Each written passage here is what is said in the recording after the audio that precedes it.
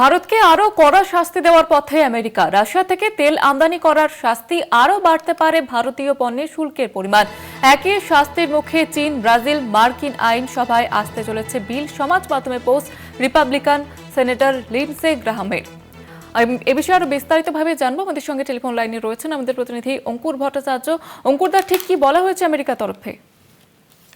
Donald ট্রাম্পের দল Republican party, তার যে সিনেটর রয়েছেন লিন্ডসে গ্রাহাম, সেই লিন্ডসে গ্রাহামের পক্ষ থেকেই এই সমাজ মাধ্যমে পোস্টটা পাওয়া গিয়েছে, যেখানে তিনি জানিয়েছেন যে ভারতকে আরো কঠোর শাস্তি দিতে চলেছেন ডোনাল্ড ট্রাম্প। তবে শুধু ভারতের কথা আলাদাভাবে তিনি ঘোষণা করেননি। তিনি বলেছেন যে প্রেসিডেন্ট ট্রাম্পের সঙ্গে বেশ কয়েকটি বিষয় একটা গুরুত্বপূর্ণ বৈঠক হয়েছে, যে বৈঠকে রাশিয়ার ওপর নিষেধাজ্ঞা সংক্রান্ত যে বিল সেটি পেশ করার বিষয়ে অনুমোদন দিয়েছেন মার্কিন প্রেসিডেন্ট।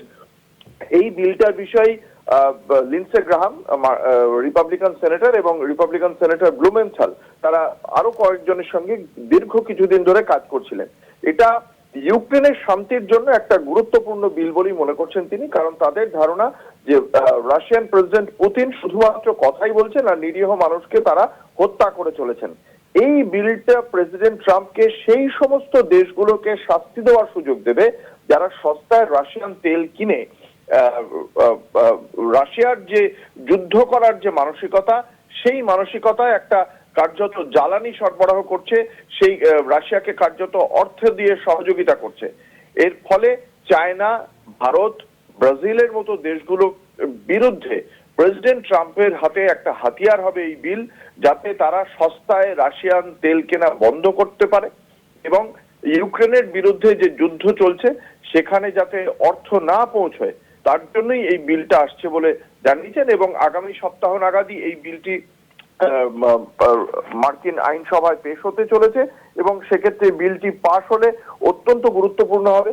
সেক্ষেত্রে যেটা হচ্ছে, এর আগেই রাশিয়া থেকে তেল কেনার জন্য ভারতের উপর 50% ট্যারিফ বসেছে।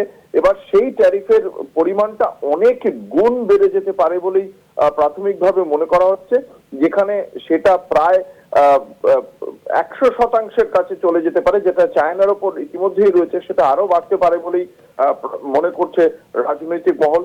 সেটা ঠিক কত অ্যামাউন্ট হবে সেটা এখনো পর্যন্ত বোঝা না গেলেও মানে এই ট্যারিফটা যেটা ভারত এই মুহূর্তে 50% দিচ্ছে, সেটা যে অনেক বেড়ে যেতে পারে এমনটা মনে করা হচ্ছে। যদিও কয়েকদিন আগে লিন্ডসে গ্রাহাম বলেছিলেন যে ভারতীয় রাষ্ট্রদূত তার কাছে নাকি আবেদন জানিয়েছিলেন যে যেহেতু ভারত রাশিয়ার থেকে তেল কেনা অনেকটা কমিয়ে দিয়েছে, তাই যাতে ভারতের ওপর এই ট্যারিফটা কমানো হয়। দেখা যাক শেষ পর্যন্ত এই বিলে কি আসে। ধন্যবাদ জানাবো অঙ্কুরদা।